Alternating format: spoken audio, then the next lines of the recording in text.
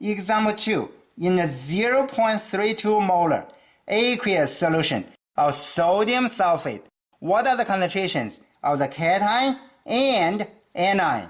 The first step is always to summarize the most important information. The most important information includes numbers with units, what we are looking for, and the balanced chemical equations if there are chemical reactions in the problem.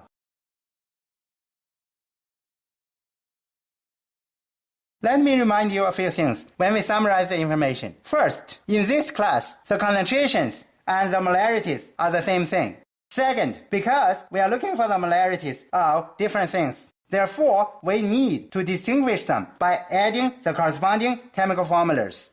The last thing I want to remind you is this balanced chemical equation. If you don't know how to write down this balanced chemical equation, you need to look for me or watch my previous videos. If you can write down this balanced chemical equation, you should know that the cation is sodium plus. The anion is the sulfate ion. When we summarize the information, I have one more thing to remind you. If there is a balanced chemical equation, we should put the numbers with units and what we are looking for below the corresponding chemicals under the chemical equation. When we perform analysis, we may need to read the problem again. When we read the problem the second time, we find that there are 3 different chemicals, but there is only one solution. Therefore, we can assume the total volume of the solution is 1 liter for all 3 chemicals. From what we have learned in class, if we know the molarity and the volume, we can calculate the moles of the solute. From the balanced chemical equation, if we know the moles of the reactant, we can calculate the moles of the products. If we know the moles of the solute and we know the volume of the solution, we can calculate the molarity of the solution. Similarly, we can calculate the molarity of the sulfate ion from the moles of the sulfate ion and the volume of the solution. At first, you may not like this map because it looks really messy. But if I tell you the trick how to use this map, you may start to like it.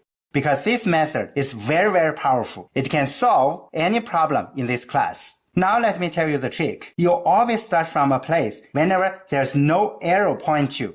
You will not start from here because you have finished the calculation before the arrow in order to continue.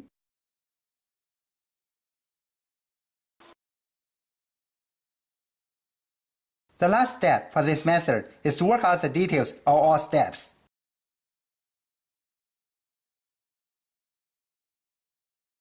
This conversion factor is from the balanced chemical equation.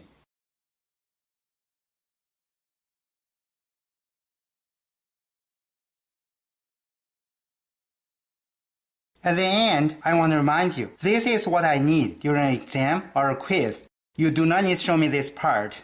But I want to emphasize this map is really helpful. You should learn this very powerful method to solve all the problems in this class. And I want to remind you, every time when you rewrite the equation, it will enhance your memory.